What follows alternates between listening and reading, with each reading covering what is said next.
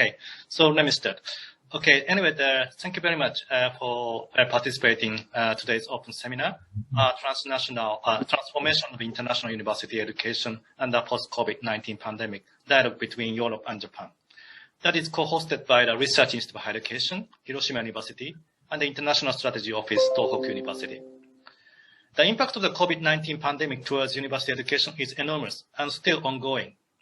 Especially the internationalization of the higher education is facing fundamental challenges under the suspension of the physical student mobility.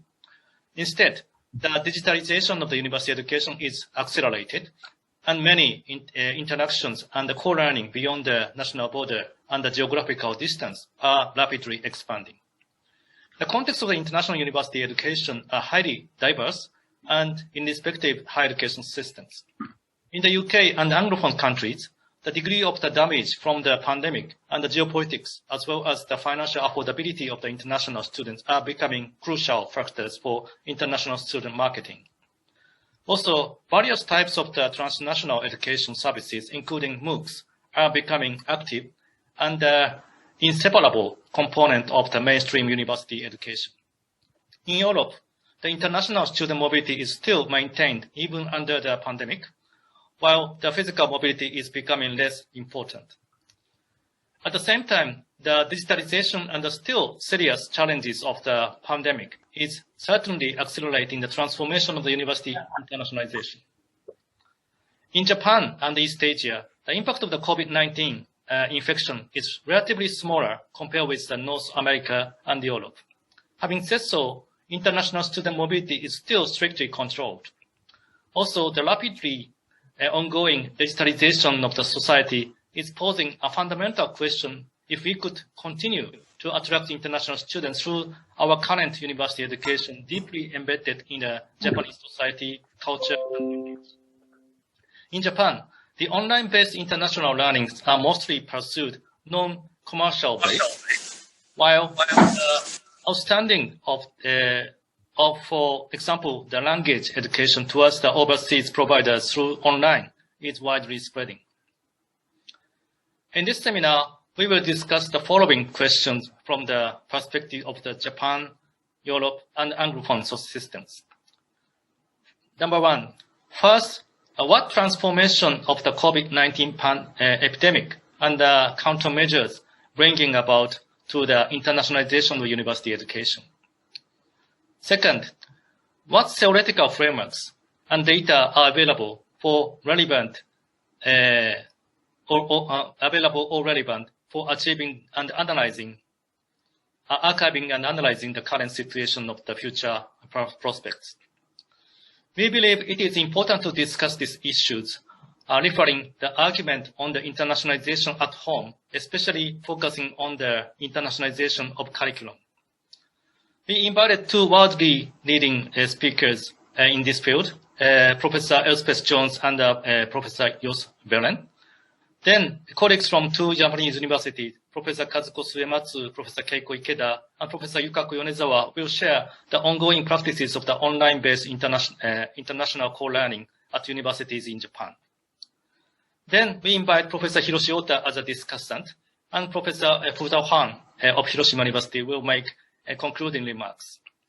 During the seminar, please do make comments and questions to the chat system.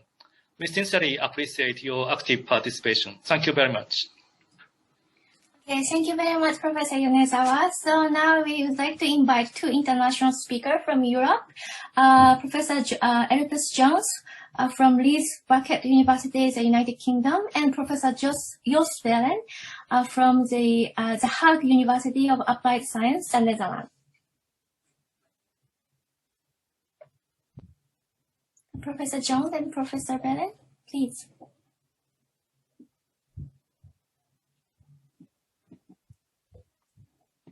Okay. Hello.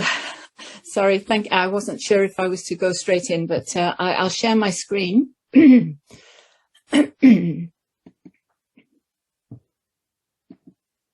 So thank you very much to Tohoku University and to Hiroshima University for hosting this seminar. I'm going to make some brief introductory points about internationalization of the curriculum at home in a global context. And then Professor Balin will speak more specifically about some programs that he's been involved in directly. So I was just talking about this screen here. Now, if we look at the kind of diversity that we now have in the context of European universities, we're in a situation where we've got a lot of diversity, partly through migration, population change, and we need to think about the cultural diversity in our classrooms in a very broad sense. So we have people from different socioeconomic backgrounds, different religious backgrounds, languages, ethnicity, and we also have to bear in mind changes in the population, changes in the way that we think about diversity, including sexual orientation, gender identification. The Black Lives Matter protests from last year have all caused a rethink about the way we work with students in our universities. So we may be seeing students who are, as you can see there, a list of some of the diversity in the university context now. We may have refugees or students who are classed as international. They may, if in certain countries like Canada or Australia, they may come from indigenous communities. They may be first in their family to attend university, or they may have disabilities which we can see or not see. So there are very, very different types of students that we're faced with in the university these days. This is particularly the case in universities based in cities, but not necessarily. So I think we have to think about diversity in a very different way. It also means that we have to think about internationalization in a very, very different way. And having said that, I think we also need to think about what we mean by international students. So if we could go to the next slide, the idea that we can continue to think about international or home students in this kind of binary divide that we have is very difficult to sustain. We need to bear in mind that great diversity that we have in our classrooms. And of course, we need to think also about intersectionality. Not all people, students will have a range of different cultural backgrounds, will have a range of contexts that they come from. So they may be the first in their family to attend university, but they may also have their own family, they may have a disability, and so on.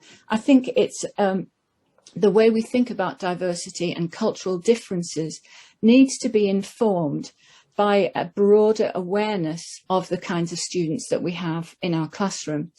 Now, it may not be quite so diverse in Japan, but depending on the kind of university that you're working in, you will have similar diversity, some of which is not visible. So a lot of this kind of classroom diversity that I've been talking about is not visible to us. We can't look at the classroom and see, for example, differences in faces which tell us where people come from, because we may have first or second generation migrants. We may have people from different religious backgrounds which are not, they don't wear particular clothes to show those differences. So we need to think carefully about our understanding of diversity and cultural difference. If we move to the next slide, this affects how we think about the rationales for curriculum internationalization. So there's a kind of pragmatically based rationale or a values-based rationale. In pragmatic terms, we need to think about the skills and understandings that students will need in the way they move forward in their lives, how they can perform in the workplace, for example. But equally, the values-based rationale causes us to think about ideas of global citizenship, ethics, justice, equity, poverty reduction, and global issues such as those human rights and sustainability and so on.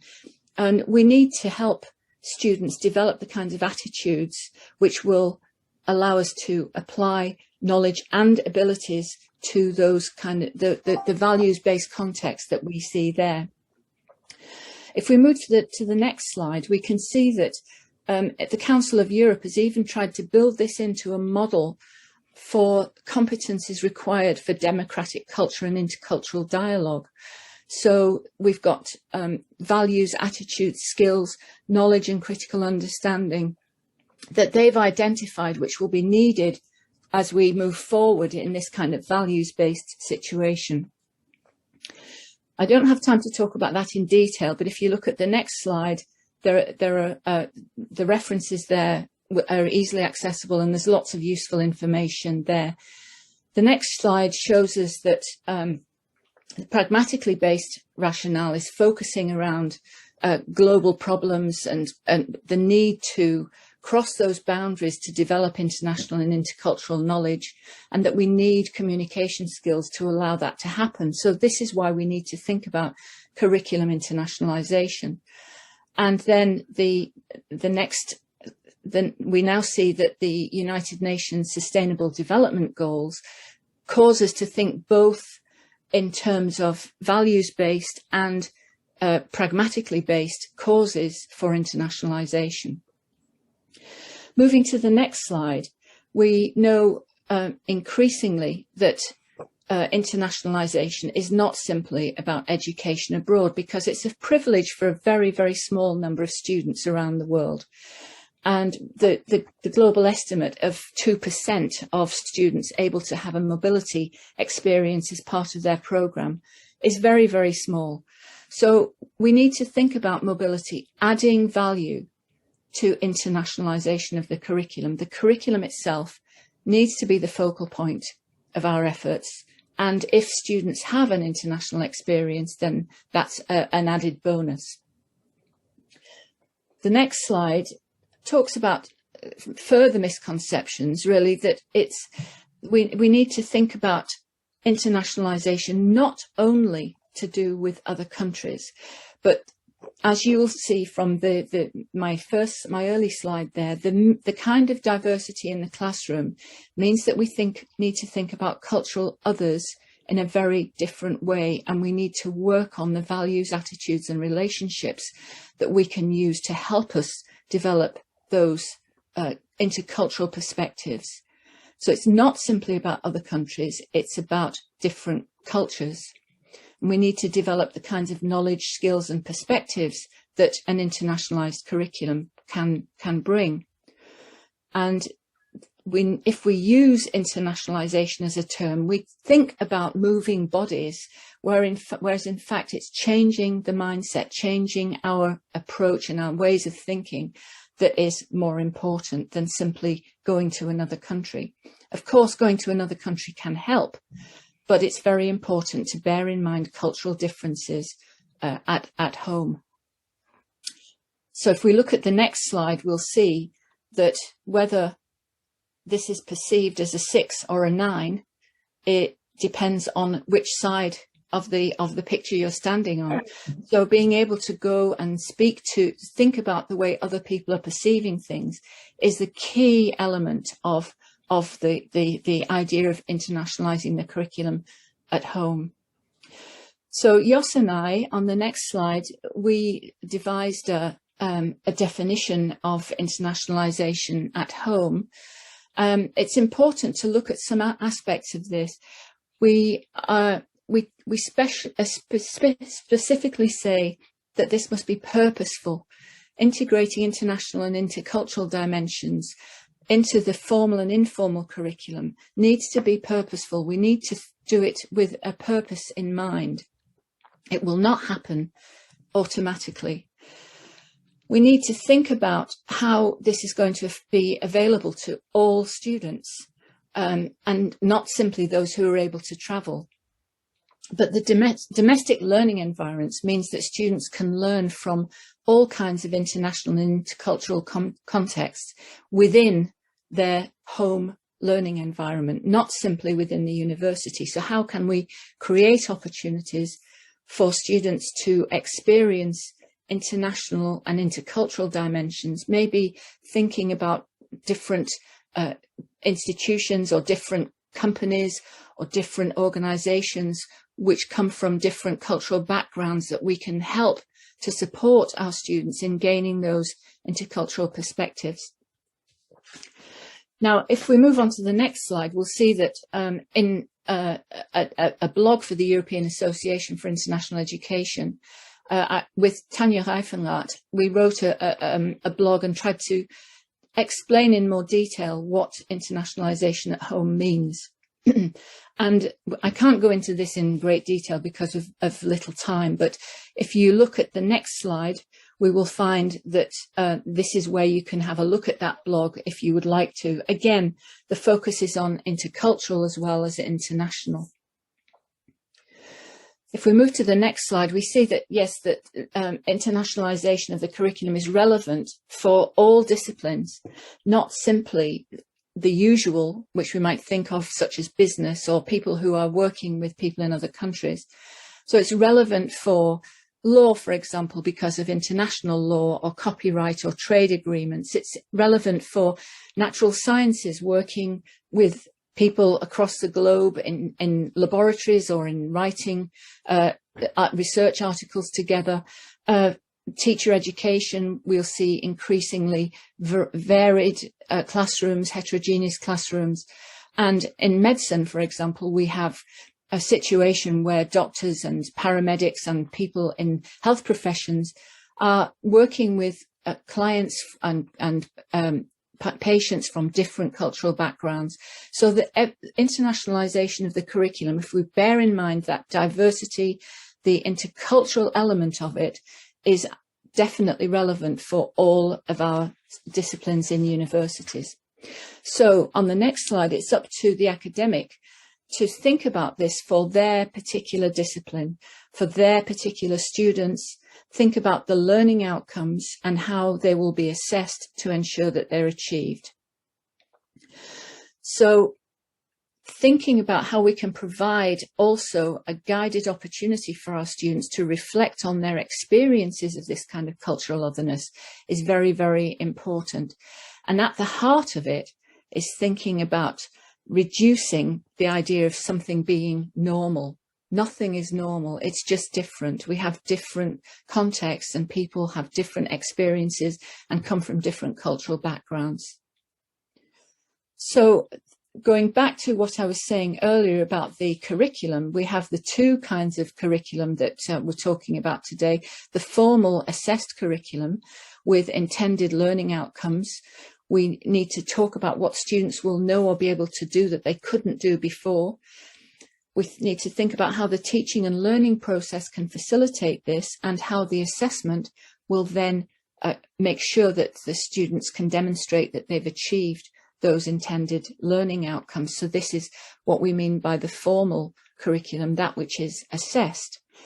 And an example on the next slide from a paper that I wrote with David Killick, my colleague, thinking about how you can internationalize existing learning outcomes rather than having separate international learning outcomes is very important. So here we tried to help our colleagues look at their existing learning outcomes and see how it might be changed to provide a more intercultural context. So we added, in this case, in a multicultural society, or relevant to the global professional environment of their discipline. So this caused people to think differently about how they articulate their learning outcomes. Now, I don't mean to make it sound as though that's very easy. I'm just trying to give some examples here, and there's more information in that article if you're interested. So this is not an easy thing that we're trying to do, but it's very, very important for all of the reasons that I mentioned earlier. On the next slide, we can see that the other side of curriculum that we need to think about is the informal, the non-assessed curriculum. How can we create an international and intercultural experience on our campuses? And here are just a few examples of this. These are from my own university, some of the activities that we did. It can be academic with, for example, seminars and exhibitions, for example, or it could be more just fun with festivals and films and music and so on. We need to get the students involved as part of this and helping them to develop ideas through their various clubs and societies as well. So the next slide, I've used this term interculturalization rather than internationalization, because I think we need to think about how we create the potential for students to question their own assumptions, acknowledge that there are those alternative viewpoints and cross-cultural boundaries, extending their knowledge and understanding by respecting and valuing diversity as essential for living and learning in a changing society. And as I said earlier, helping them to see that there is no such thing as normal. It's just different. How can we relate differently to people who we perceive to be different from ourselves in whatever ways they are? The next slide shows some readings which may be of interest. 2 books from my series on the left from Betty Lesk and Jude Carroll, and 2 forthcoming books which follow some similar lines by Janine Gregerson Hermans, Karen Lauritsen, and David Killick and Monica Foster. Of course, this is really trying to give you a perspective from a European and Western context, and it's important to imagine how this then would be applied in a Japanese context. Of course, the kind of diversity in Japan, diversity is increasing in the cities, obviously, but it may be that we need to think about the kind of diversity that is less visible, as I mentioned earlier. So if we move on to the next slide, thank you very much for listening. I'm sorry about the confusion at the beginning of the session.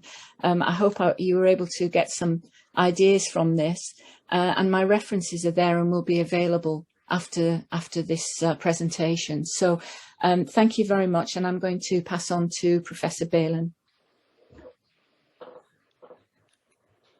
Thank you very much, Elspeth, for your thorough introduction that I hope to build on. I'm also going to try and share my screen, and I hope you can see that. I'm happy to be with you today, and thank you to Professor Yonezawa for the invitation. I would like to start with sketching the setting of my university in a very peculiar city that is the seat of government, but not the capital. A city that has many global organizations, and those all provide learning opportunities for our students. A very diverse student population, many of them first generation in higher education. But our education is delivered for 90% in Dutch. So we have international programs, but internationalization is also very much part of the education we deliver in Dutch. So it is not about changing languages. It is about the different perspectives, as Professor Jones has also explained. Well, when we look at internationalization at home, internationalization of the curriculum across Europe, we see big differences. So there is, first of all, a difference between the Anglophone countries, the United Kingdom and Ireland, and the setting has been described as focused on student recruitment. On the continent, although I find that living on the continent a strange term, but you also see differences. So internationalization at home started off 20 years ago in the Nordic countries. So you see that it's very prominent in Finland, Sweden, Norway, Denmark, the Netherlands, and in the Dutch-speaking part of Belgium. So we've seen that internationalization at home is mostly favored in countries with smaller populations and smaller languages. And this is now changing. We see that Germany is becoming involved in internationalization at home, and Austria, but in Southern Europe and in Eastern Europe, internationalization at home is not very high on the agenda yet, but it is changing. So Professor Jones showed this definition that we composed together, and I would like to pick up on two of the elements in that definition. The first is the purposeful, and the second is the notion of all students. And of course, there is also, and this was also mentioned, the integration element of international and intercultural. So it's not separate, it is integrated into the curriculum. So if we look at the purposeful, then this is something that we do not want. And we do not want to get on those stairs not knowing where we will end up. And there should have been a door at the top there. So we will want to start with defining outcomes. Why do we do this? And then design the learning activities. But we come from a tradition where we were activities based, and now we become outcomes oriented. And this is also, in Dutch architectural terms, it could look like this. If you add learning outcomes for international and intercultural learning on top of your regular learning outcomes in a program of studies, and do not integrate. And so then you get two different buildings, and this integration is not achieved. So what we are rather aiming for is what you see on the right.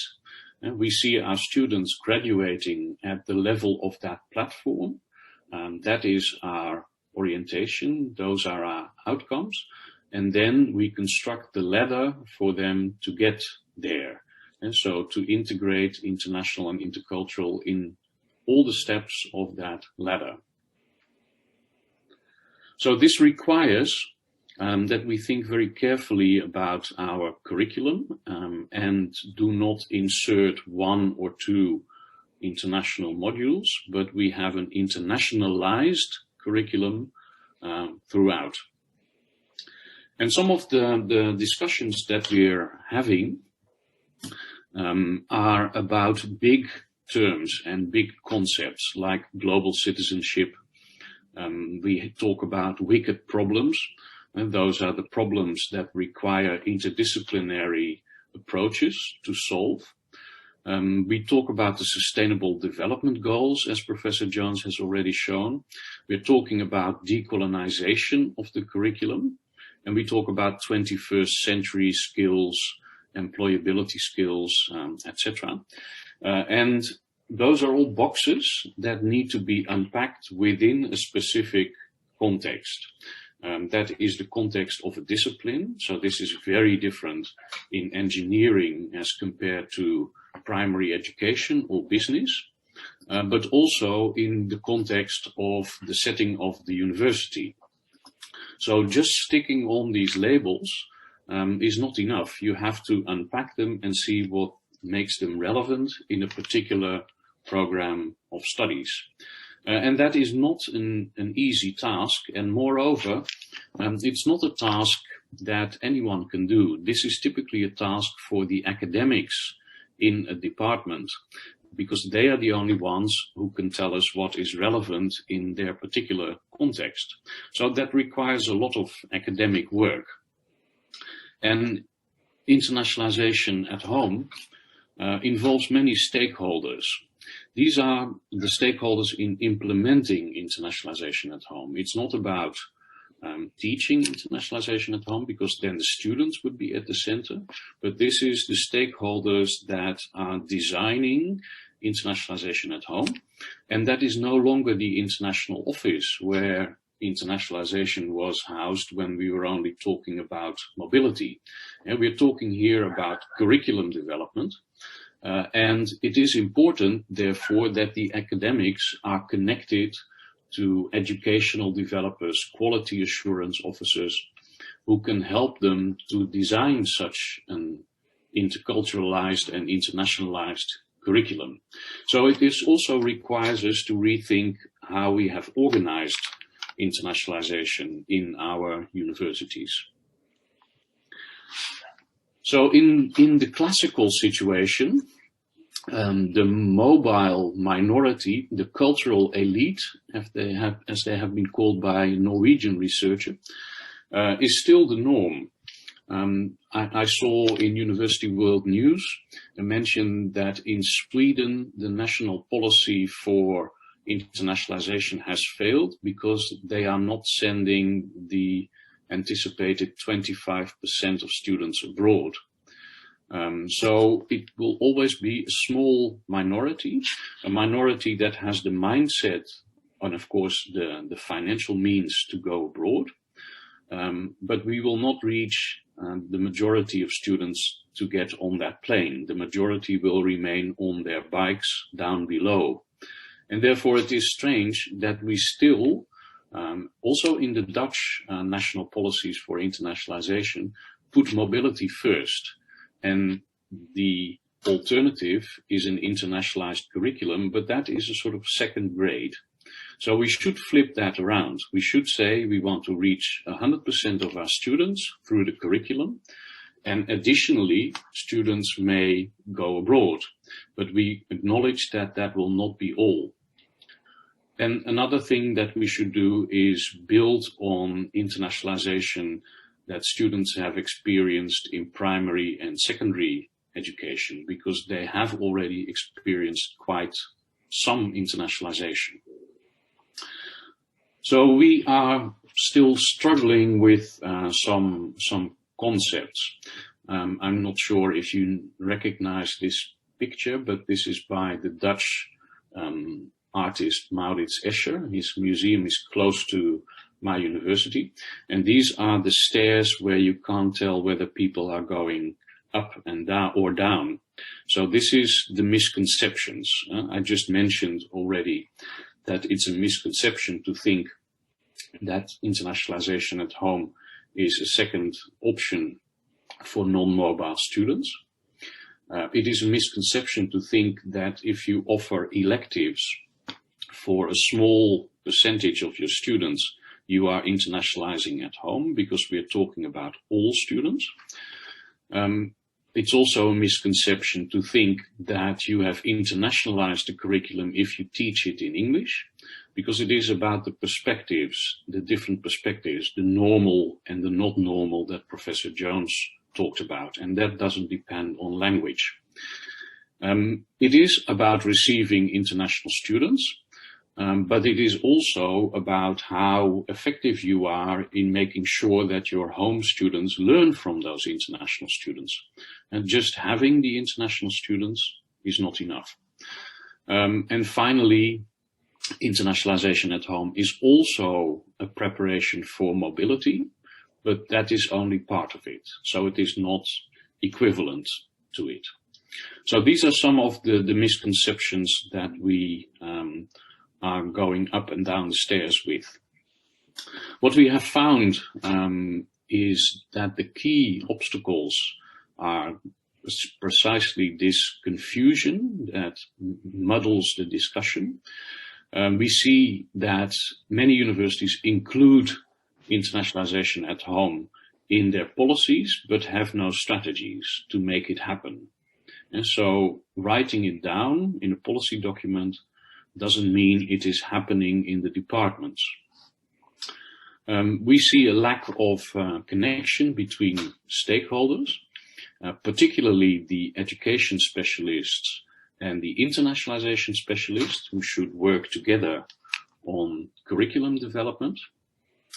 And we see that there is a lack of professional development in this field for academics, for example, in virtual exchange. I would like to touch upon another topic, and that is precisely this virtual exchange. Already there we see confusion in terminology.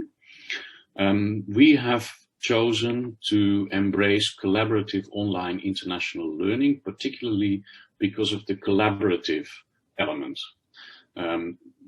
Compared to other forms of virtual exchange, COIL is the most intensive and also can bring most benefits to our students if we properly design it. And that means, I usually say, COIL is 90% design and 10% technology. For us, other forms of online collaboration have disappeared in the background. So MOOCs, for example, are not so much part of the discussion anymore. The discussion is really towards, for example, solving wicked problems and therefore requiring intensive collaboration between students through COIL.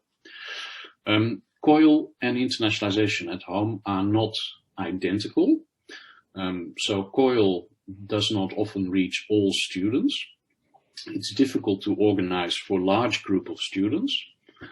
So it does not really match one-to-one, but you can consider COIL an important component of an internationalized curriculum. The implementation can be top-down or bottom-up. Professor Wim Penny from Coventry University and John Rubin, maybe the father of COIL, and I wrote a chapter in this book in which we compared two models, so the top-down model and the bottom-up model. In both cases, we have to look at issues of alignment, and so you do not want to develop a COIL practice as a standalone. It needs to be one of the steps of that ladder, and there needs to be a connection with all the other elements of an internationalized curriculum. We also need to think about why we use COIL, whether it is the best instrument. Some people initiate COIL for interdisciplinary work, but you can also do interdisciplinary work in your own university. And so do you really choose a COIL practice in order to be the best instrument for that particular outcome that you have in mind? And what we see in Europe is that COIL actually stimulates mobility. People say, well, you know, we are working online together, but we are not all that far removed from each other. So let's meet each other physically for a closing conference with students. One of the blogs that is referred to at the end of my presentation is an example of such a practice. I would like to share just a few slides from a project in the field of COIL that we run with 5 European and 5 South African universities. And the happy picture that you see here was actually the only meeting we physically had before COVID struck. So we all met in South Africa. And all the further meetings, and there was quite a strong emphasis on professional development and training, but we have had to move all that online. So I would like to share a few of the things we learned from working in this project, and you also see the URL here, so have a look at that website, and we try to regularly write blogs there about the project. So one of the challenges is that it is a capacity building project, which assumes that one group of universities has knowledge that the other needs. But we tried from the beginning to make that inequality as small as possible. But it is there between the European and the South African partners, but also among the European and the South African partners. The University of Siena in Italy was founded in 1275. My university was founded in 1995. So there are differences also among the partners in Europe and South Africa. It is interesting to meet negative connotations of internationalization. So we in the West tend to think it is always positive, but in the South African context, it is not. We try to avoid applying standards, but instead we used appreciative inquiry, which is a form of action research that focuses on what is possible in a particular context. And so rather than saying you have to meet our European standards, we went into discussions focusing on what is possible and what is desirable in the particular context. We are realizing 55 plus COIL practices. And for us in The Hague, the main driver is to make our curricula finally global, because we do say we are globally oriented, but that means still Western, the Western world in practice, although we have many links with Asia as well, but North-South collaborations are not that frequently found. So for us, this is an opportunity to make our curricula truly global. And what we've also tried to do is to write our publications in a collaborative way. And we have, for example, presented a paper on how distance brought us closer together in this project.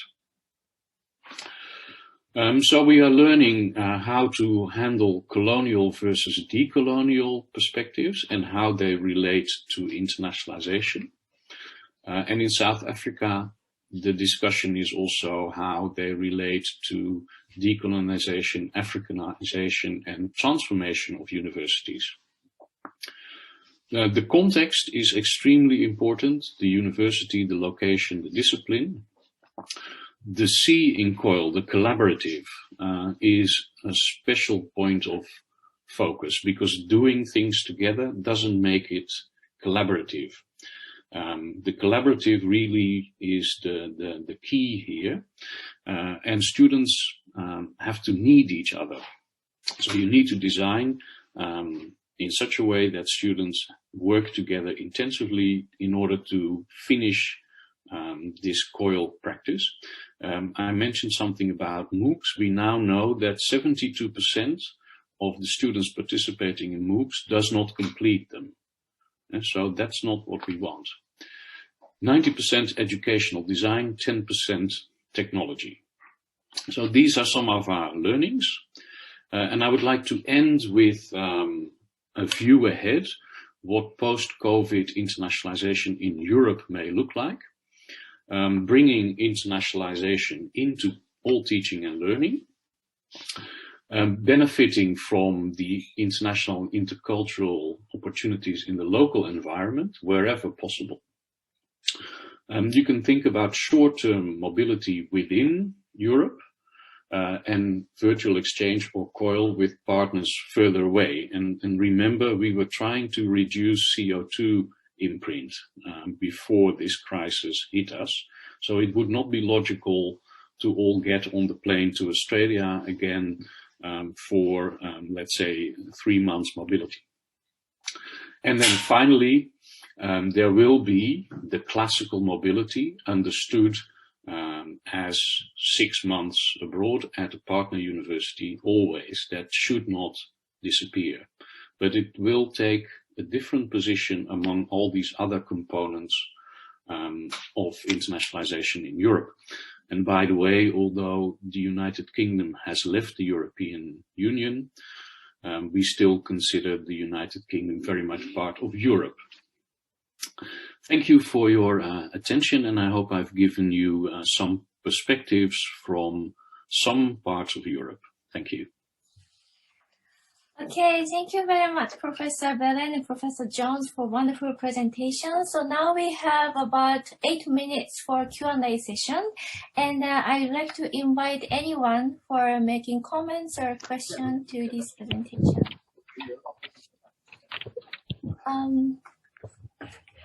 Up to now, we don't have any comments on chat. I think everyone is kind of shy, but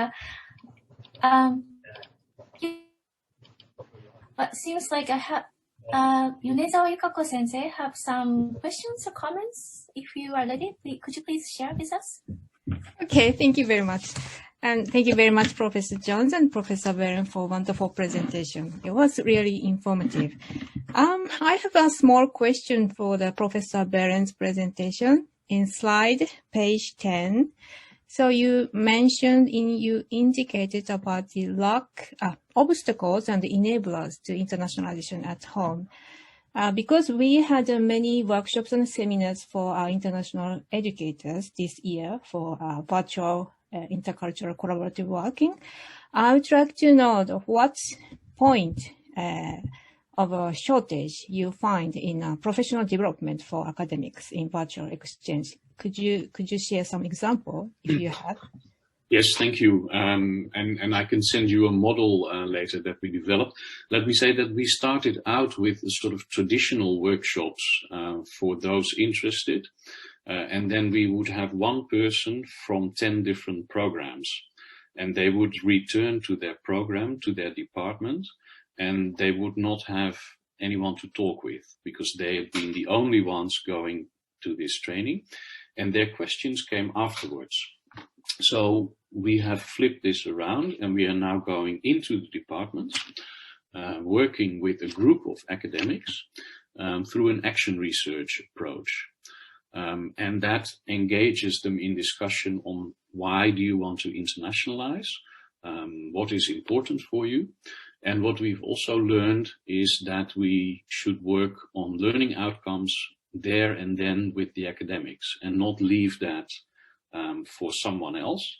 But in order for academics to feel that they are the owners of these internationalized learning outcomes,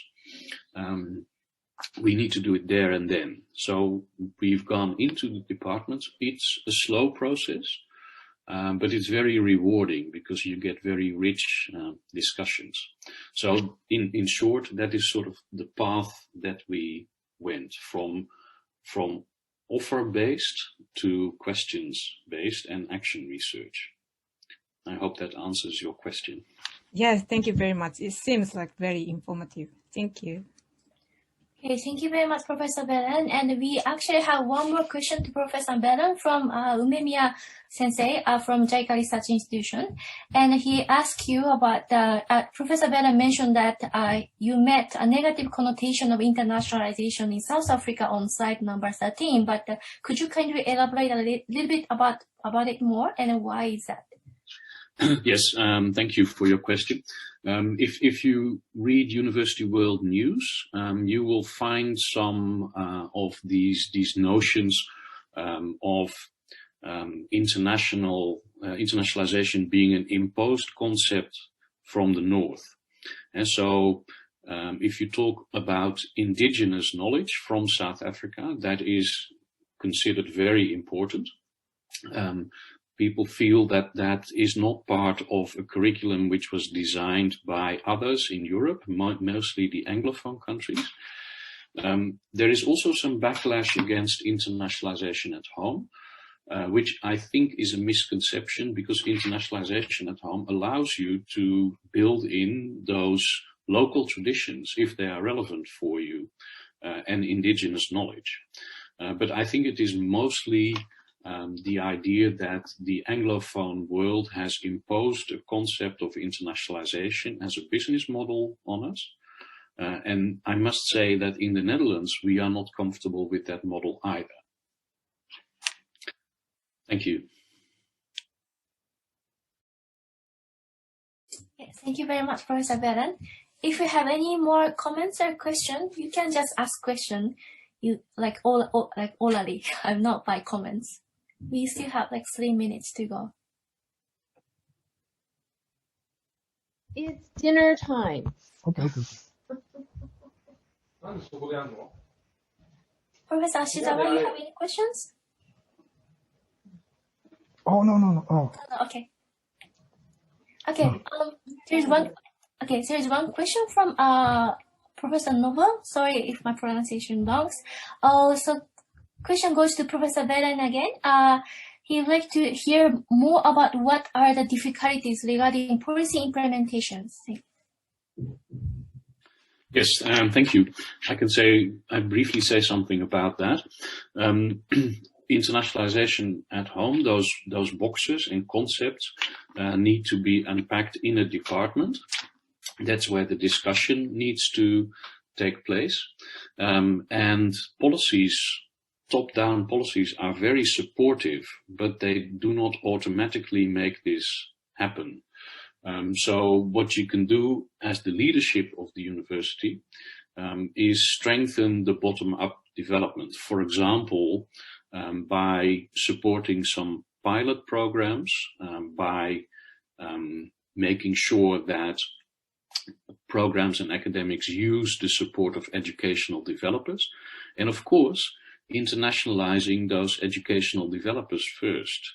And we see it with COIL as well. The COIL enthusiast people are individual lecturers, and on the other side we have a blended learning desk that is only about education. And so what the leadership can do is bring the COIL people and the blended learning people and distance learning people all together.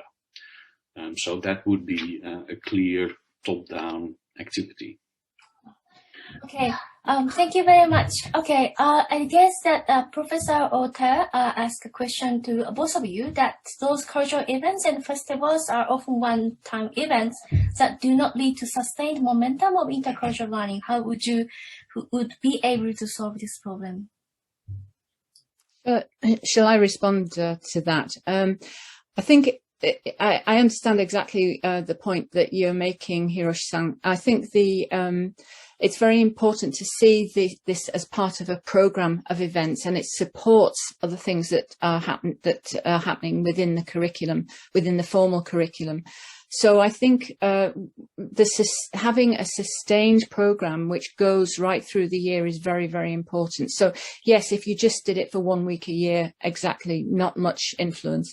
But for example, one of the things that was interesting at my university, the head of the catering department decided that he was going to look up all of the national days for the countries that our students came from, and tried to provide every time that there was a national day, he asked his staff to, for example, dress up, provide the food from that country, put flags around the place that celebrated that country.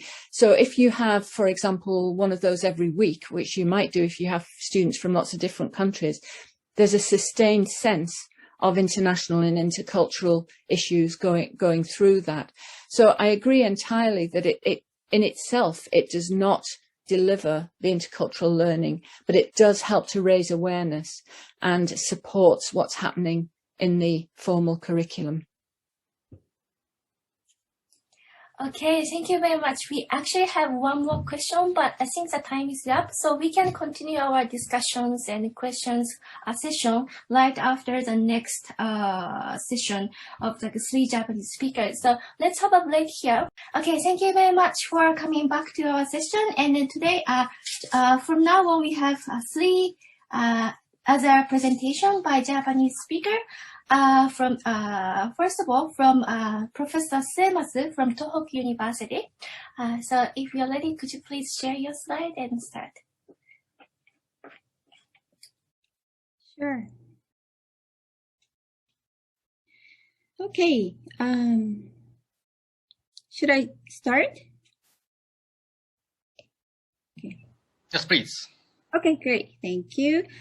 Okay, thank you so much for introducing me to the the audience. I'm Kuzuku Suematsu. I work at the Global Learning Center of Tohoku University.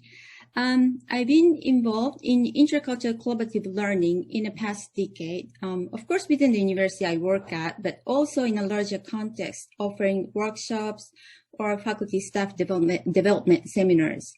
I also lead an ICL, Intercultural Collaborative Learning Research Team, consisting of about 10 researchers from 7 different universities in Japan.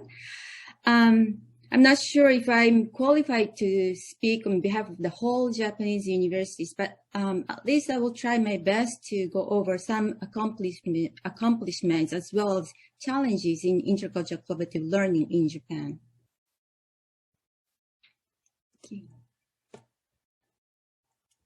Okay. So again, my job is to provide an overview of intercultural collaborative learning, or ICL, in the context of higher education in Japan. I only have 20 minutes, not 20 hours. Believe me, I can go for 20 hours straight. But since we have limited time, I will try to pick up some important issues.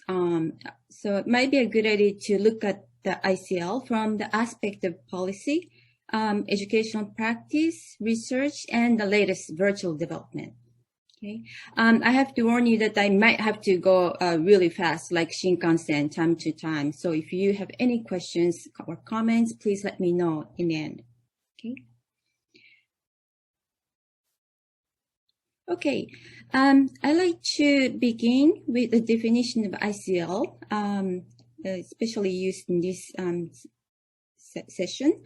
So intercultural collaborative learning, or ICLs, aims to enhance mutual understanding among students from diverse backgrounds through meaningful interactions in the form of collaborative learning experiences, such as group work or projects.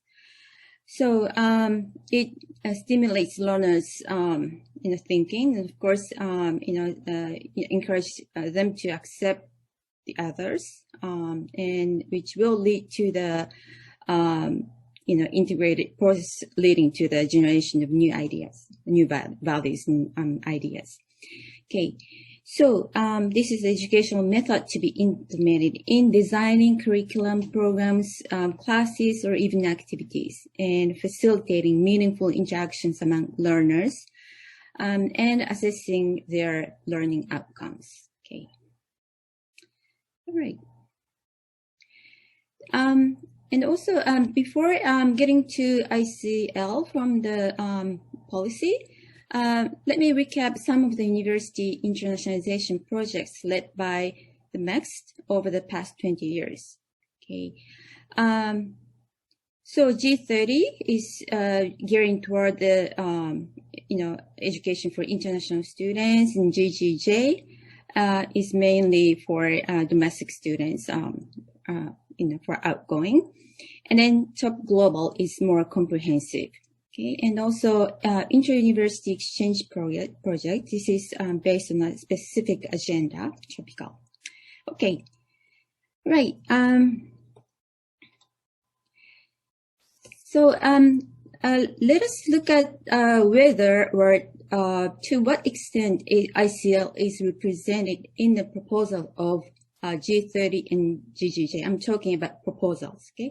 I've gone through summaries of 24 applications submitted by the university selected for G30 and GGJ Type A, university-wide GGJ. And as you can see, a few universities incorporated the idea of ICL into their curriculum as part of their internationalization attempt, more so in the informal curriculum part. I'm sure I can find more ICL if I go beyond the summaries, of course, but it is kind of interesting to know that the concept of ICL was already there as early as 2009 when the G30 started. Okay.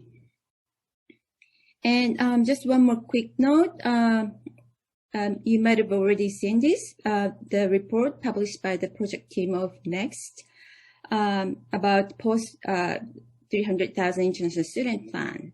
So it just suggests we should break away from education practices that target only international students. And we have to look into developing programs where diverse stakeholders, such as domestic students, international students, and traditional students, they work collaboratively and then create new mutual values for meaningful interactions. Okay, and enhance university-wide system to promote international education. Okay, this is really encouraging. Okay, and then as I briefly explained, intra-university exchange project is based on a certain agenda, and the theme of 2018 was collaborative online international learning, or COIL.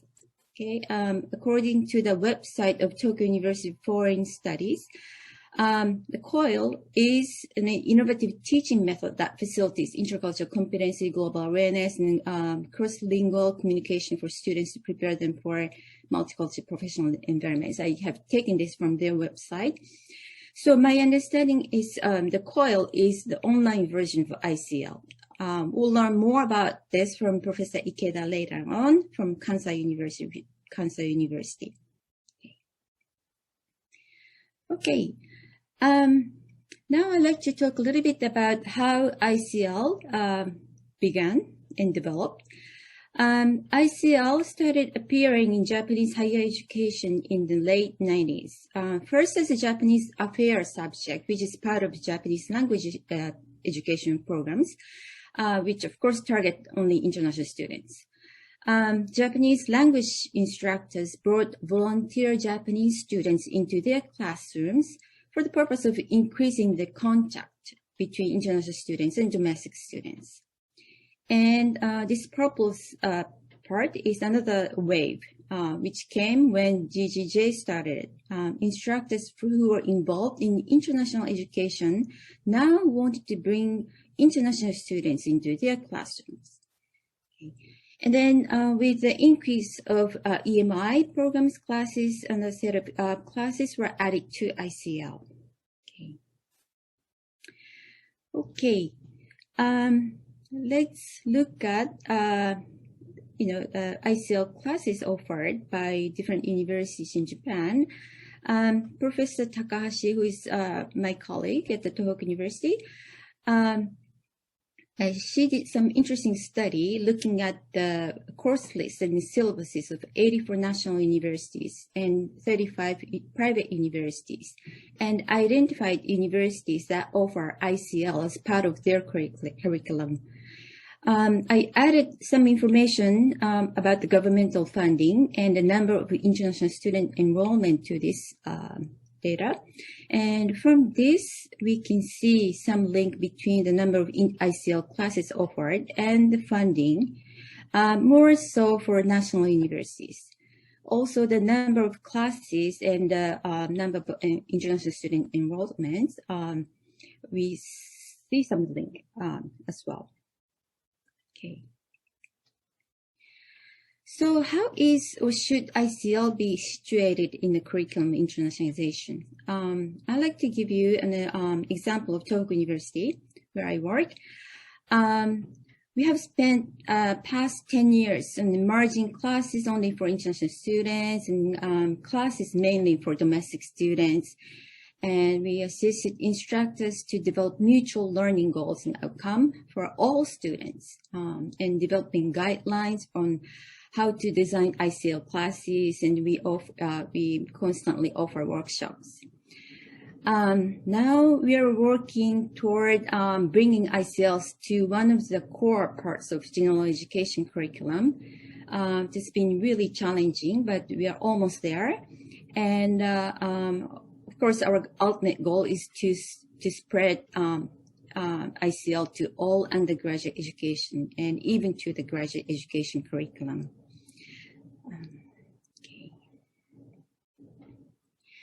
Okay, let's look at some research. I have looked at some research papers published, some of them actually, and then came up with this graph. The number of papers published around the theme of ICL is increasing, as you can see, along with the progresses of governmental projects. I like to point out, though, that many of the papers I reviewed are the reports of practices, mainly done by the authors themselves. So also, few papers incorporate theoretical framework, as well as the focus seems to be more on pedagogy than the learning outcomes. So this can be a good implication for future research. Okay, I said in the beginning that I lead a team of intercultural ICL research, and I've done we've done research and also workshops. These case studies that we did in Japan, Australia, USA, Netherlands, and Germany, this is really interesting because The situations of ICL implementation are all different depending on the countries. And this kind of gave us some idea about, the Japanese version of ICL and how it should be done. So it might be really interesting to look into depth about ICL in the Japanese context. Okay. So we are still missing, discussion further discussion about curriculum, course, program design for ICL. And we should look at the pedagogical development and, of course, effective facilitations. What kind of things that the facilitator should know. And then also we like to work on the development of ICL network so that we can exchange ideas and then learn from each other. Right. Then for research, as I said, analysis of learning outcomes or learning process should be focused more. And then again, studies based on theoretical framework should be encouraged. And this is kind of new, but we should take a look at the co-curricular ICL as well. And again, course program assessment. Okay, and now we have to now worry about DX and ICL, how these can be mixed, and which I will talk a little bit more about it. Okay, so this past 1 year was a nightmare for many of us. We had to try to replicate what we did with in-person instruction in a virtual context. My trash can is really full of hair that I pulled out. I'm sure everyone went through the similar experiences. So I'd like to show how I did in my class, just an example. I'm sure many of the practitioners have done something similar or maybe different. So I incorporated both blended and high flex. Well, I would say modified high flex because I couldn't do complete high flex. So I did allow some flexibility, but not really totally. So I used synchronous and then asynchronous activities. We met in class at real time, and then we did some activities outside the classroom. Student groups have done it. Okay, and then we kind of monitored and facilitated the activities using Slack and then also other LMS. This is really challenging, but we learned a lot from these experiences. So, and then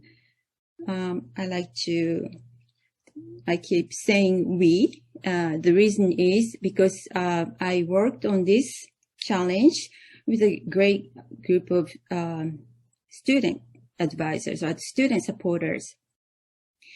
So I had 5 students helping me out with this class, and they monitored and facilitated activities outside the class, and the progresses and challenges are shared in our weekly meetings. So that was very helpful. Okay. So there are some comments from students, both negative and positive and negative. Some students said that they, now learned that they found out that they could carry out engaged discussion and collaboration even online. Or some of them said that it was just like studying abroad without actually being abroad. Okay, and then some of them were motivated to study abroad in the future. Okay, there's some negative comments as well. People had to get used to the online platform, and also they thought that the online communication doesn't really allow spontaneous conversation. And of course, we had to deal with time differences and then all this. And yes, these differences in the digital communication manner was kind of confusing to some students, because in some countries or some universities, they actually don't allow, they don't encourage students to show their face, but some of our students thought it was kind of a bit challenging because they have to talk to the really black screen, and then so that was kind of very hard for them. Okay, so we have different rules and regulations in each country, so we had to really have a common ground to begin with. Okay, and then this was really heartbreaking, sort of, because many of them said that they like to just grab a meal or coffee together after classroom and just become friends or continue conversations. And this was very challenging for them because they couldn't do it. Okay. So I'd like to end my part with some questions, and so that I can leave my button to other two great speakers. So how could we make meaningful interaction happen virtually? Would students still learn? How do we know they do? Okay. Will or should students' learning outcomes be the same as in-person instruction, case of in-person instructions? Or how should we educators change? Should we actually change or shouldn't change? Okay. In what way, right? What kind of support do we need to do that? Okay. And what kind of research needs to be done? Okay. So what is learning? What is teaching? What roles do higher education institutions play? These are my ending questions. Thank you so much, and look forward to hearing more about this from two speakers. Thank you so much. Okay, thank you very much, Professor Soematsu. So I would like to invite Professor Ikeda from Kansai University about the case study in Kansai University. Okay, thank you. Let me share my slides now.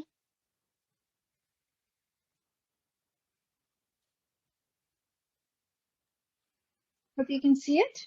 All right. Yes. All right, let me start. So thank you very much for this opportunity to share with you some of the COIL projects that we do at Kansai University. COIL, as been said in previous talks, is only one of the ways to enhance internationalization at home. Yet it seems to capture much attention during the COVID crisis by the practitioners of international education, at least that way in Japan. I feel that we need to clearly address what it is more than ever in definitions because of this attention. I play a principal project manager role at this the center called IIGE Institute for Innovative Global Education, COIL, promotion initiative at the Kansai University. We launched this center in October 2018 upon becoming the flagship institution for the next initiative to promote COIL practices in Japan that year. It explores various novel pedagogies for global education beyond COIL as well to generate future-ready graduates, particularly by creating global classrooms through practice like COIL. With a strong push on the practice right now, we worked on the building a community among the universities that promote or want to develop a COIL curriculum on their campuses called Japan COIL Association. This also began in 2018. Currently, we have up to 27 universities listed in this slide. They joined into the association. We have a couple of times of assembly annually. And we meet together among ourselves, and we are able to participate in workshops, seminar, and training programs, etc. that IIGE the center provides. We are running on the grant-based funding at the moment, so there is no membership fee attached to this right now. In addition to the Japanese network, IIGE makes a liaison with the international partner and consortium as well. In 2018-2020, 2 years or so, IIG has successfully completed over 42 COIL projects with 23 U.S. institutions. And for the international partners, IIG Global Partner Network grew up to 67 universities over 20 countries, including Hague University of Applied Sciences. For the organizations or network, we build alliance with ACE, American Council on Education, and UMAP. And just recently, we made a MOU with the ALEX Foundation, stands for Alliance for Language Learning and Education Exchange in the United States. And we also made a liaison with Koyo Connect by John Rubin. And currently, we are working on a link with Latin America Koyo Network. There are certain benefits for online model of teaching and learning in general. You can see in the slides, it can certainly stop the spread of biological viruses, which is important at the moment. Good for minimizing harmful emissions, so to contribute to the lower greenhouse gases, and expertise available to more sites because of no geographical barriers. And it minimizes travel and accommodation costs. Thus, it's considerably lower costs than study abroad, for sure. It is great that there are a growing interest in online collaborative learning at the moment, not the other learning methods like MOOCs. For Koyo, it is said that there are 3 C's that are covered in its pedagogy. As shown here, communication and coordination and collaboration. We say in IIGE, if you can collaborate online, you can undoubtedly learn online. This is resulting in the explosion of interest for it. That's what we think. For Kansai University, Koyo was integrated in its curriculum since 2014, and university leadership, which had Koyo as a part of university internationalization strategies, has supported its gradual institutionalization of Koyo. It now plays an enabler for many aspects. I'm not saying that this is the ultimate solution, but at least one approach, which includes internationalization of the curriculum, global faculty development purpose, and to build active international partnership, building mobility enhancement, and establishing global employability or future ready, as IIG call it. And most recently, we are accommodating it to trigger digital transformation of education. So one of the 2 big themes for this symposium to tap on this question was what transformation the COVID-19 epidemic and countermeasures are bringing to the internationalization of university education. My talk today to explore how Koyo has been implemented during 2020, more or less at the peak of this pandemic crisis time. Having said that, what has changed due to the pandemic in our Koyo practice on campus? I have a few programs that emerged during 2020 to answer that question. First example is to create a new type of Koyo or virtual exchange program, particularly with not only one overseas institution at a time, as in the standard model of the Koyo, but to have many institutions get involved in one program at once. One of the program was established with the International University Consortium, UMAP. There's over 200 universities in it, and the program welcomed all students from UMAP to join. Let me show you a little bit of the framework here. So there was a 1 week, 4 hours worth of the icebreaker phase, and there was the 5 lectures that we designed in our whole program, with including the discussions among each other in the breakout rooms. And in part of that, there was a whole week of a group work that we designed, and this was a collaborative project that they worked on. And it had composed of 6 to 8 students in a group, and we made up to 12 groups total. And the task was that they are analyzing a case study of SDG social business that's out there and critically developing analysis for presentation. And finally, we did a final presentation in front of those stakeholders, the players within the social businesses out there. Some of the lectures that took place in the program are shown here. I'm not going to read it out or explain because of the time. But we had a total of 140 students joining from over 11 countries for this program. There are many reasons why this multilateral collaboration was emphasized, particularly because of crisis time. One needs to get as many students as possible to be a part in order to break the isolation. With or without a chance to study abroad, they felt cut off of the pre-existing learning community at the moment, feeling very much neglected from the usual support, which may have had when they are going to school. Another is to establish global learning for all, more inclusive way to create non-biased international encounters. So this program, we are able to have students from very rural islands, other country, or students who live in Tokyo, all of them participate and take a part, active roles in it. Another feature emerged was that our core courses purposely chose SDGs as the project theme, allowing me to revisit and cultivate international education that promotes diversity, equity, and inclusion, and the global citizen mindset, particularly due to the global damage of the world by the COVID impact. Students need to understand global phenomena. They have to be aware of xenophobic and culture-bound reactions in the world, and go beyond and become prepared to work with the colleagues around the world to address these issues in global matter.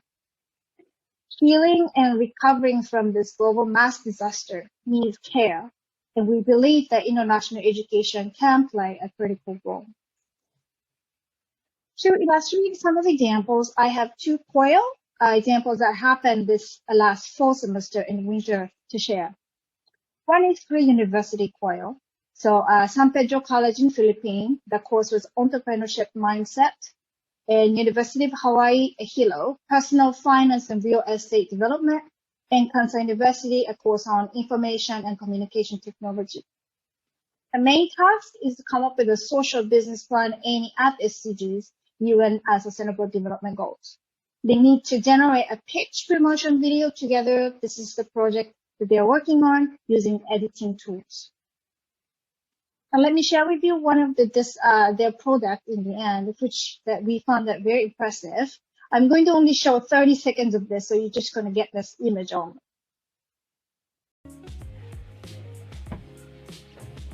Delicious, high quality, and satisfactory. These are all words we use to describe a great dining experience. But what if I tell you?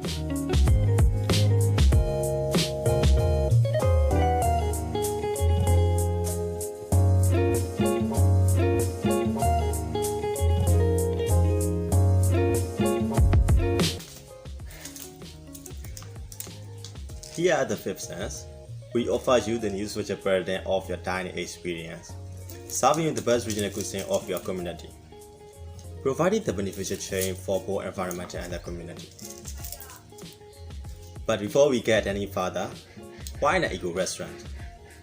Goals are a set of 17 specific goals that target social, economic, and environmental concerns, officially coming into action on January 1st, 2016 in member nations all over the world.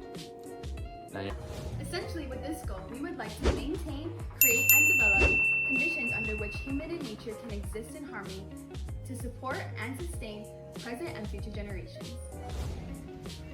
Although Goal 11 is more centered on the environmental aspect of community, it also recognizes the economic side of things, especially for the low to middle class communities. But let's get back to the question. What does a simple local restaurant have to do with such wide-scale effort? Being locally sourced, the Fifth Sense eliminates the added cost of importing meat, produce, and other raw ingredients, thus minimizing the cost of our menu items served to our beloved diners. Goal 11.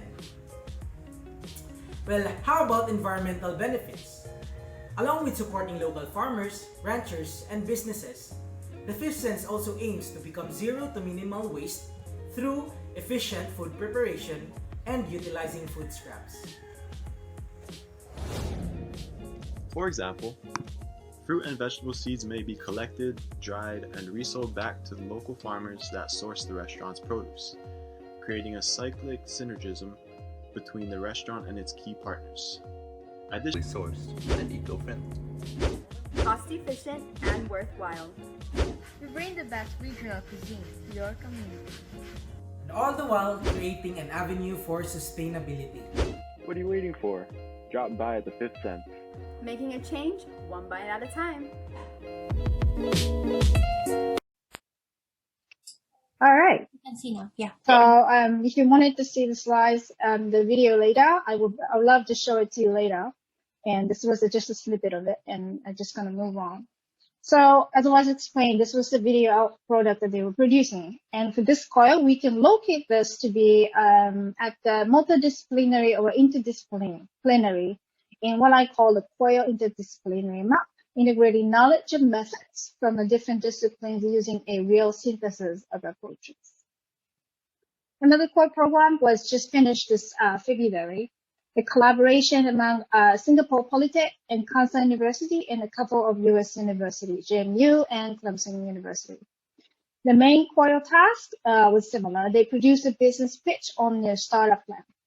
They simulated how a startup company would work in a real context using the same tools as they would. We invited a startup in Singapore to lead the group. We call it an entrepreneur camp program. Using Miro as an application, students worked in the teams to focus on some of the SDGs and to build a startup plan after on the entrepreneurship training. The details of the courses and programs introduced here can be found in our periodically issued white paper called iPaper. You can download for free. In December 2020 issue, we specialized on the virtual exchange during the health crisis. If you're interested, please visit our website. Second question given to us was what data and evidence were available or relevant for achieving, analyzing the current situation and the future prospects. Let me provide the data source from two dimensions. One is to consider how to understand the learning process and behaviors. To put in a question, what do learners do and what does a teacher do? Learning analytics methodology is what I'm talking about here. Learning analytics is useful for improving the quality of teaching, identifying struggling students early. Currently for COIL, we have little idea of how they are performing in comparison to other kinds of IAH practices conducted on campus. So we'd like to find out. So compiling the data and work on LA, the learning analytics, will inform us a lot. And key data for us at IIGE would be the archived data from a platform called Immersive. And this Immersive was collaboratively developed with Class to Class with IIGE. And at Kansas University, we use this for most of our COIL courses. And the usage seems to spread abroad as well, so we're getting a bigger data to analyze. Another is multimodal learning analytics. Multimodal learning analytics is also useful and will bring us a good amount of data and evidence to profile this pedagogy. Currently, we are archiving not only a virtual recording of the COIL sessions, but also capture the participants in the classroom setting, in the physical presence when they're engaged in COIL, capturing how online learning process and offline learning process are being conducted and how these two interact with each other. We apply both quantitative and qualitative analysis using conversation analysis, expert methodology, and some approaches in computer-supported collaborative work. Myself being a researcher using conversation analysis, I particularly work on analyzing the discourse data along with my colleagues. Some of the findings will be shared in the upcoming ACE, American Council on Education Conference in March, and hope to share also in the IVEC conference this year as well. We have looked at, for example, turn-taking system and interactional competence in L2, or media-mediated interactional competence and patterns of teacher facilitation and so on. Now, second dimension is learning outcome or student gain. This is another dimension, data and evidence to talk about. To put in a question, what do learners gain from COIL? What does COIL transform the learners? For intercultural competency, we apply BIBI, working together with iBabi organization with Dr. Craig Seeley. For L2 fluency in communication skills, we have applied Versant test by Pearson and OPIX, or proficiency interview test. For transversal skills, we have been experimenting with the several tests such as GPS Academy, Frog, and iGrow. Those are the Japanese development tests at the moment. So far, L2 competence and BEVI give us preliminary findings. Just to share some of the findings so far from BEVI study, here we go. It indicates that a pool who chose to participate in choir courses seems to have higher in basic determinism, emotional attunement, and self-awareness than those who do not choose to do so. A choir seems to have a stronger impact on those who had lower scores in the fulfillment of core needs in the beginning, including needs closure and identity diffusion, and improvement is different. How it changes after choir practice experience is different when sorted by gender. Interesting and mixed results can be found for a scale that examines tolerance of disequilibrium, particularly among those with a higher overall scores. Basic openness and self-substitute among the participants, for example. This may imply, and we have to investigate it furthermore, that the impact of learning from choir, and we take the T2, the time to test, at the immediate after the experience, and it shows unsettledness of their once stable identity. So at least the choir shake them up, and then they are thinking.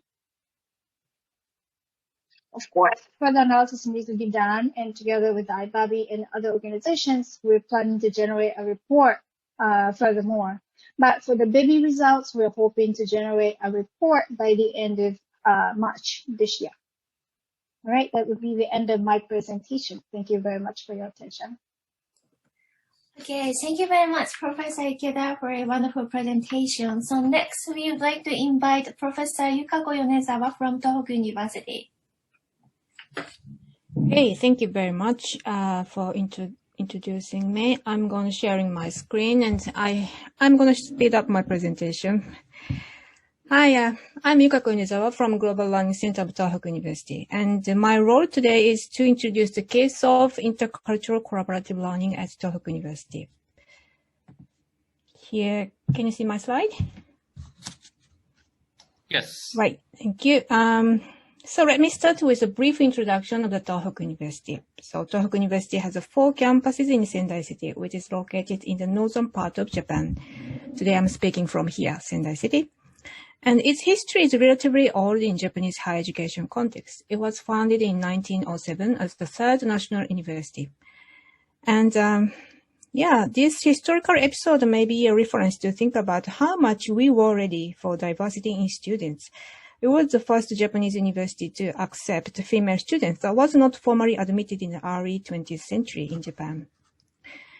And this is a list of schools and institutions in Tohoku University. About 18,000 students are studying in each program, and the number of international students is about 2,000, which consists of 11% of total students group. Those international students are coming from over 200 universities in the world, partner universities in the world. And I'm going to show the 2 tables about student mobility. This is the top 20 ranking of Japanese universities, which accepted many international students in 2019. Tohoku University was located in the 12th in the ranking list. And this another list of 20 universities, which had a certain number of domestic students who experienced studying abroad in 2018. Tohoku University is again ranked as the 12th among all universities in 780 universities in Japan. So far, our achievement in student mobility itself could be said as not bad. But however, there is a relatively shocking result from the survey we conducted 5 years ago. We had the international student survey on their study and life in Tohoku University. One of the questions was to ask how many Japanese friends they had. And about a quarter, this light blue part, a quarter of the respondents answered they didn't have any Japanese friends, and this orange part, nearly half of them had less than 5 friends of Japanese. So this result tells the number of student mobility itself doesn't mean a successful internationalization, as Professor Jones already mentioned, and Professor Beren suggested it as a misconception. So we have to do something more to make the internationalization truly meaningful to all students in Tohoku University. So this is one of the actions we took as a solution. Intercultural Collaborative Learning, or ICL, or Kokusai Kyoshu in Japanese, has emerged in Tohoku University's general education curriculum since the early 2000s. The definition of ICL was already introduced by Professor Suematsu. Thanks to an over 15-year effort by faculty members related to ICL, this teaching method has been gradually recognized and moved into the core of the general education in Tohoku University. In 2019, about 1,000 domestic and international students studied in the course with ICL. Because ICL requires meaningful interaction between students with different cultural backgrounds, it facilitates students to reconstruct their own views to the world and create friendship between them.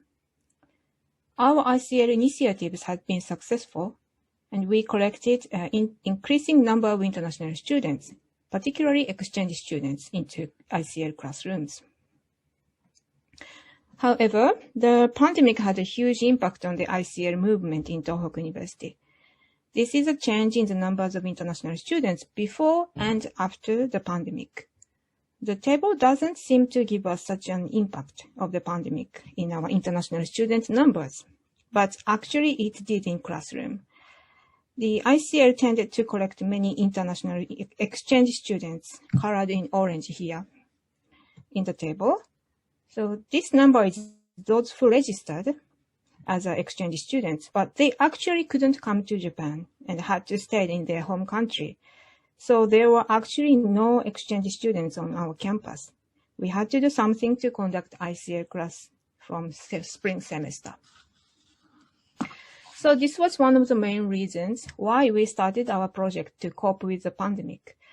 The whole project was named as Be Global, which started in April 2020, right after shutting down the border of Japan.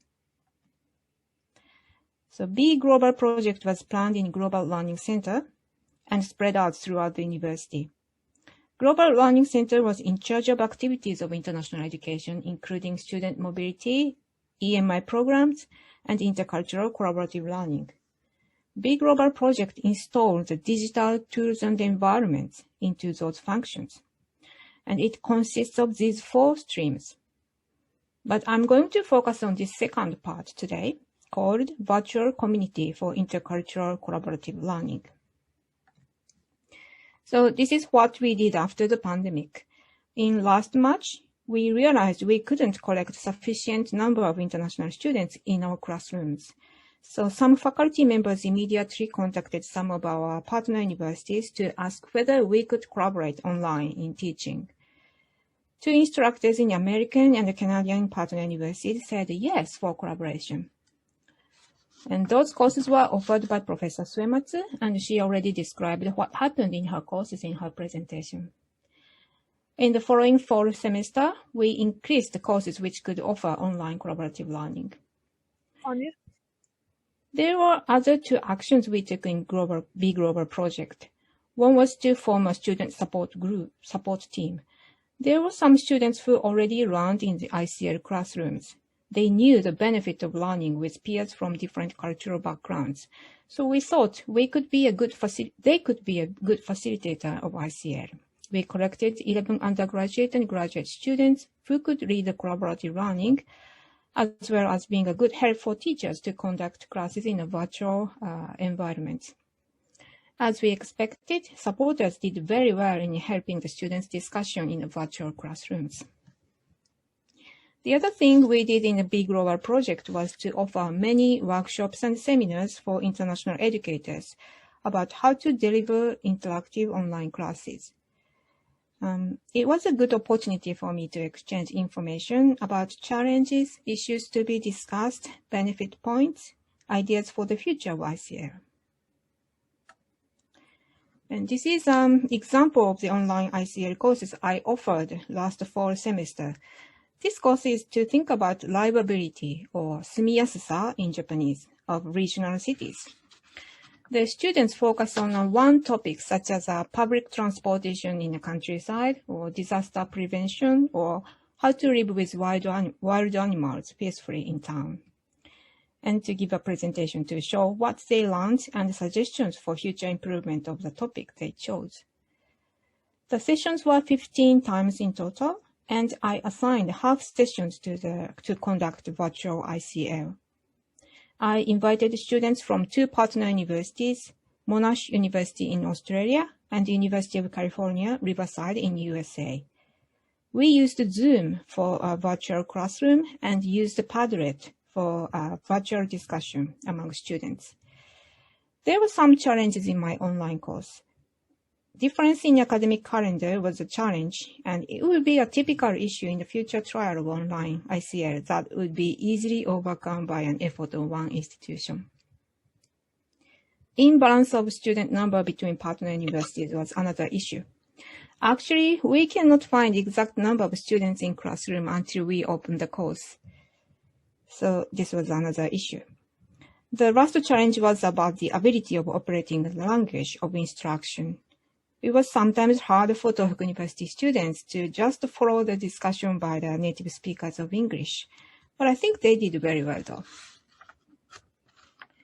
I assigned different sessions for collaborative learning with partner universities because of the difference in academic calendar. With Monash University, we had sessions in the earlier part of the course in October. And with UCL students, we had sessions in later part of the course in November and December. Tasks for the sessions were also different because learning goals for students in each university were different. Students in Monash University already learned the livability in their course study, so their task with us was to discuss the topic they chose. UCL students were in the Japanese language courses, so we had different learning goals. I divided the time with UCL students into 2 parts. The first part was for UCL students to learn living Japanese from Tohoku University students. The latter part was for Tohoku University students to give an interview with the UCL students about their livability project. Before starting the virtual ICL, I thought the collaboration with UCL might not work well because of the difference in the tasks. But my assumption was totally wrong. My students liked the work with UCL students because they felt they could contribute to the UCL students' learning of Japanese, and they gained confidence. And this feeling of contribution worked well for their interview activities because they felt a sense of give and take in their work, and they were not hesitant to conduct interviews. It was a happy misunderstanding I had never gained if I never had a go. So overall, a trial of online ICL was successful. All the participated students showed satisfaction in their learning and the communication with students in the partner universities. And more than that, some students in Tohoku and UCL decided to study abroad when Japan and the USA can open the national border again. So this is a concluding part of my presentation. I believe all of you here, you did your best last year. I believe many of you did more than you could do in a peaceful time. Last year was a kind of adrenaline rush, or kajiba no bakajikara in Japanese saying. It was something like a special time, and we cannot repeat the way what we did last year. It was very exhausting time we spent, and we have to think how we can rebuild international education in a more sustainable way. So these 4 points might be a help to rethink the practice of international education in the new normal age. Possibly, it is a big chance to introduce a true internationalization of the curriculum in your university because the new normal collects great attention of your university's top managers. In order for that, we might have to do assessment of students' learning outcomes and identify to what extent cognitive and non-cognitive learning can be achieved by online, and utilize the results of the assessment to blend online and face-to-face learning. Management is another important issue to rethink. Our stakeholders' view for university international education would be a good help to internationalize the curriculum in the best way. The new normal standards might change the flow of funds too. The revenue sources will become more diversified and resource allocation will change because the areas of expertise in international exchange will change too. International education will change too, sorry. Last but not least, we have to think about well-being of students and staff members in our university.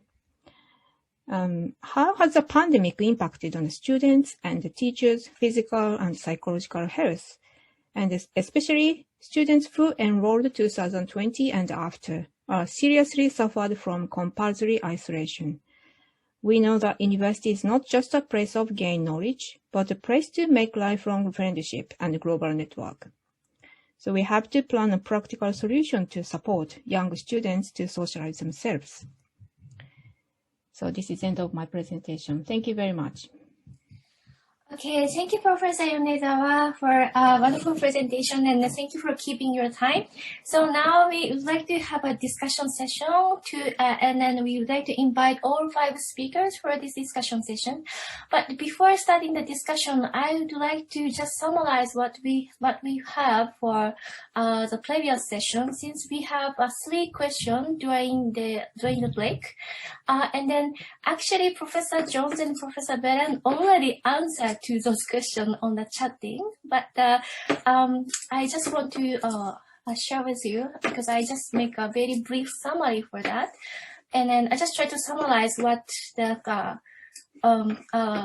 audience give some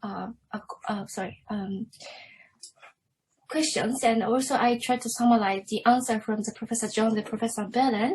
And then if you, Professor Jones and Beren, if you have anything to add on these comments or do those questions, please make some comments on it. I think we have 3 questions, and the first one was like, do you think the international scholarship programs, like Fulbright programs, will use a core module in the future? And the second question was like, it's very critical comments that still internationalization at home initiatives still rely on the mobility, but what type of internationalization at home initiative can we implement in the future? And then Professor Jones and Beren already answered that internationalization at home does not actually depend on the presence of international student, and they are also introducing several examples.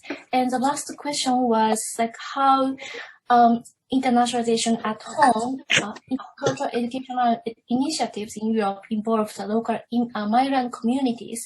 And then 2 professors answer that the engagement with cultural group in the local community is very important. But if you have any additional comments or any answer to the first question, I'd like to invite Professor Jones and Professor Beren first.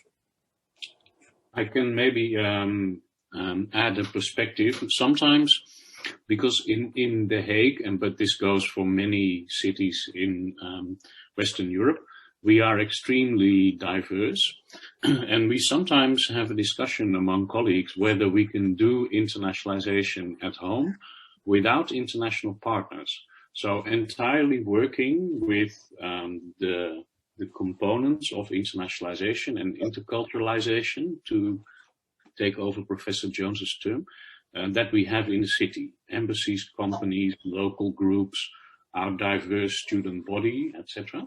So that we could make internationalization at home entirely local. Of course, use also COIL. But we are also in a position that students can go abroad for 1 day. And so they can go to Belgium, where they speak another language partly, and come back in the same day. So our circumstances are quite different from those of universities in many other parts of the world.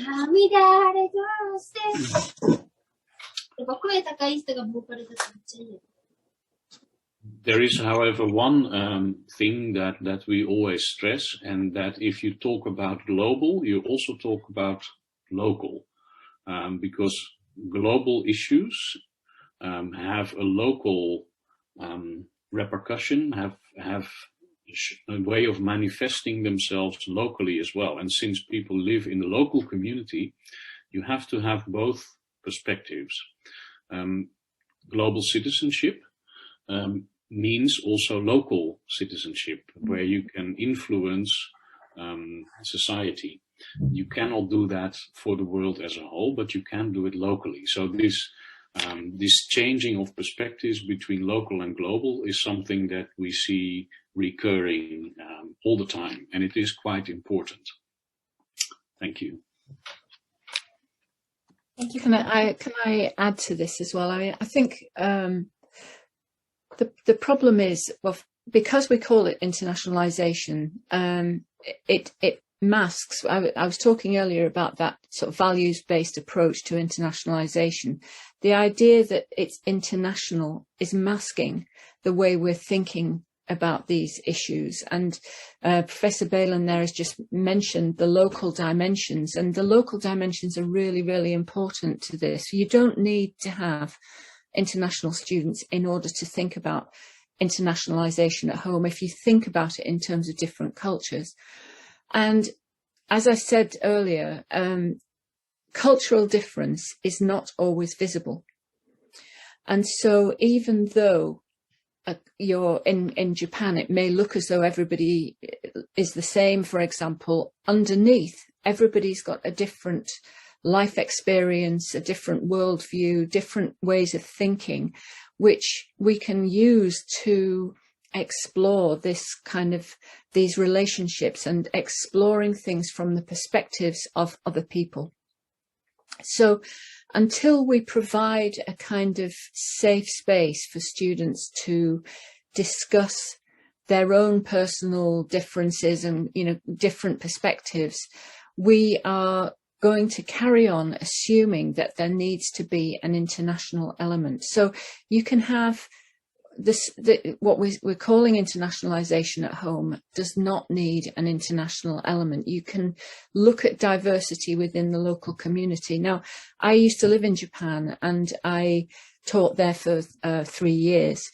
And even in what seems to be a monocultural classroom, you have substantial diversity. So exploring people's different perspectives on, for any given topic, people will have different values, different views of things. They may have different cultural contexts as well. They may have hidden disabilities, for example. They may be, as I say, they may be the first in their family to going to university. And this will give a different perspective. And so we need to allow a safe space for those kinds of discussions to happen in the classroom. And it's very challenging. This is not easy, as I mentioned earlier, because not only will it be new for many students to think in this way, but it will also be new for many academics to think in this way and to think that those kinds of perspectives can be valued. Okay, thank you very much, Professor Bell and Professor Jones, for your comments. So I'd like to invite Professor Hiroshi Ota from Hitotsubashi University as a discussant for this session. Thank you. Thank you for introduction.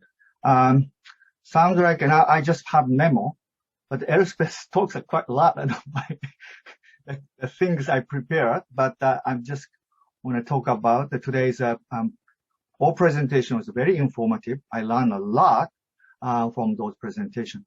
And coronavirus outbreak has prompted rethinking of internationalization. Internationalization in higher education. Intercultural doesn't necessarily mean international or outside your country. There are many, many intercultural issues in the local community or even inside the country, but we often overlook those issues. How would we be able to combine online or cyberspace learning with local intercultural learning or local intercultural issues? How would we take the local cultural context into online learning when learners attend the class from home in a very homogeneous community, not Tokyo, not Osaka, the small cities and rural area? How would we replicate or maybe newly create intercultural learning in online settings or in a local environment. And we should also, as Elspeth mentioned, we should move beyond the binary notion of international and domestic students. We may have overlooked the classroom cultural diversity, as also Elspeth mentioned. At the same time, in Japan, we should be aware of the production of the Japanese others when encouraging international students to get a job in Japan, and also global Japanese when promoting study abroad for Japanese students. So in the field of international education, there's still the binary notion of those two groups of students. It's not easy to integrate them on campus. And internationalization of curriculum, this is a core part of internationalization home. As Joss mentioned, neither offering the electives of so-called international courses, nor teaching English is the internationalization of the curriculum. But how we internationalize a tight-packed curriculum of STEM field or law school, how we move beyond electives or specialized international courses and programs. Would COIL be an enabler for this movement? Before the pandemic, COIL was seen as a complement to study abroad. As Joss mentioned, we also Japan believe that COIL stimulates physical mobility or study abroad. However, COIL is now becoming a viable or realistic modality of international and intercultural education learning. How can we maximize the potential of COIL or online learning after using those tools or methodology as an emergency countermeasure? Regarding COIL, also as Josh said, it is essential to shape the C in COIL. Doing things together doesn't mean collaborative. How can we create meaningful and effective collaborating learning space or environment on campus through formal and informal curriculum? Thank you very much. I just now, it takes time to digest what I learned today. More, I just kind of throw those questions, maybe to stimulate the discussion, I hope. Thank you very much. Okay, thank you very much for Oda Sensei. Shall we invite some questions in chat? That we have several questions. One from Kudome Sensei, but it seems like it's already answered. And then we have one more from Professor Jack Lee, that local diversity can certainly is further internationalization of home, but conceptually, how is that different from simply intercultural or multicultural educations? So if anyone wants to answer to this question, please be aware. I think that's exactly the point, that all of these are effectively the same thing. They're all part of the same story. And we divide things up into, people say internationalization of the curriculum is different from internationalization at home. Well, it isn't really. And multicultural education and equality and diversity, and some of all of these issues are bound together in the same story. And we need to not go down the route of dividing things up and thinking separately, but to have a more holistic view of what all of this means and what this means for our students. It may not come as a surprise, but I fully agree with this. And I think we are still bothered by the word internationalization. And we haven't found an alternative, but to me, it is about adding different perspectives. To realize that the way you do it at home is only one of the ways to do it, and those different different perspectives can come from literature, they can come from international partners, but they can also come from different disciplines. And we know, if you look at Betty Lesk's model of internationalization of the curriculum, she talks about the core is knowledge in and across disciplines. And we know that it can be a profound shock for students to acknowledge that other disciplines look differently at the same knowledge. So the interdisciplinary is an important provider of other perspectives. So maybe, I don't think multi-perspective education is a very attractive term, but to me it would maybe convey more of what internationalization is like. And the whole discussion that we have now on decolonization is in my perception, overlapping to a large extent with internationalization, because it is also about changing perspectives around and looking at things from another viewpoint. Thank you. Okay, thank you very much. Sorry. Can I add just one thing? Is that okay? Just Global Warriors just had the recent article talking about, was it a pedagogy of new encounters? Was it? They were talking about a pedagogy that has encounters of other. I think the direction of the discussion that's going seems to be that the encounters of other doesn't have to be international. It could be locally, it could be just within community, you know, with among the Japanese, with the diversity within it also, just encountering others and enhancing that opportunity to encounter the others from yourself might be a direction that we're going. I agree with that entirely. That's absolutely correct, because even so I've used the term interculturalization, but if you don't interpret culture in that very, very broad sense, different kinds of backgrounds, cultural others, we tend to think of culture as being people from a different country or a different religion or something like that. But really, you're exactly right. And Louise Townsend in Australia has talked about border crossings and the borders being anything which we see as a barrier between ourselves and others, as it were. So it's helping people to understand that how you are is not normal. You are different from everybody else, and everybody else, you know, we've all got different perspectives on things. Okay, is there anyone who wants to make a final comment? Yes, and if there is no, I'd like to invite Professor Futa Fan from Hiroshima University for ending remark. Ko-sensei, please. Hello, everyone. This is Futa from Hiroshima University in Japan. And it's a privilege to make a very brief remarking conclusion of the discussion and seminar. And first of all, I'd like to express my sincere thanks to all 5 speakers, and as a faculty member of a Research Institute for Higher Education, Hiroshima University, that is co-hosting this international seminar. And I think this is indeed really an international seminar. And we have 5 speakers from 5 countries and regions. And we have 2 from foreign countries, one from the UK, the other from the Netherlands. And also, all these arguments have been made at different levels. We have presentations discussed at the global, national, institutional, and even course levels.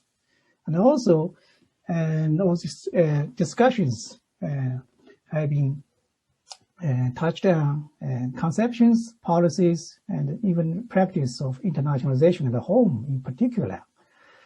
And so I think this is, I believe that almost all of us will benefit a lot from these presentations and discussions. The second point I'd like to emphasize is apparently there are clear similarities between Japan and the UK and the Netherlands. For example, there seems to be an increased important role of online learning and teaching, and also the importance to facilitate the understanding of both academic students of different cultures and cultural diversity across countries and regions, even after the pandemic period. But also on the other side, there are apparent difference between the UK, the Netherlands, and Japan in terms of the quantity and diversity of for example, international students. And for example, in the UK, and according to Professor Jones' argument, there are many different kinds of migrant communities called Europe. But in Japan, relatively speaking, there are few, for example, local communities consisting of migrants, even compared with the Netherlands. So this might be one of the factors affecting the promotion of, how to say it, is global cultural collaborative efforts made by Japanese universities. And I think we have discussed intensively over how the pandemic has shaped internationalization of higher education, or we have other terms like internationalization or translation of higher education. Perhaps it would be more important and meaningful for academics from the UK, and Europe, and Japan to work together to address some of key points that would continue to shape the internationalization of higher education, not only in Japan, in UK, or the Netherlands, but for example, a majority of countries at a global level. For example, why internationalization at home seems to be increased, important, and popular, several limitations cannot be neglected. And because the focus of international seminar this time is primarily placed on the discussion of internationalization at home, especially concentrate on discussion of curriculum development and student learning. And maybe we need to consider how to update and redefine the phrase internationalization at home, since it is basically defined in comparison to internationalization abroad, according to whether there's a physical mobility of students, academics, and administrators across borders. For example, with the increased higher proportion of academics and curriculum from overseas partner institutions and industry leaders contributing to the course curricula virtually or online, the basic characteristics of traditional development of internationalized curriculum at home have been greatly changed.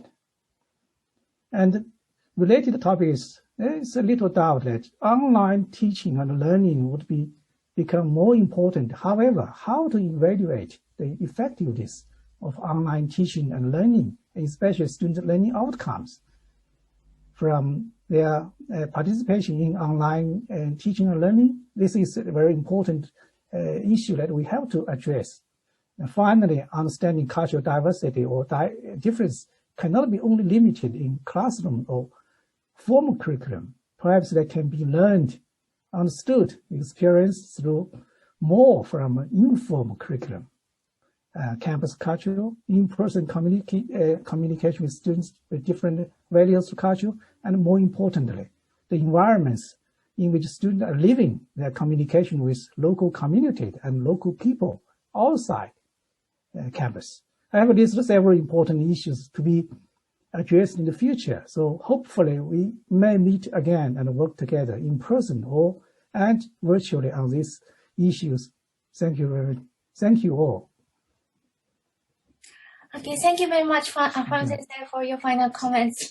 And we are going to close our open seminar here. And thank you very much for everyone for participating in this Rihe open seminar. And thank you for 5 prominent speakers for sharing very insightful presentations. And thank you to all participants and audience for this session, for your comments and inputs. We were going to distribute all the materials, like presentation materials, by email later. Okay, so thank you very much. Thank you.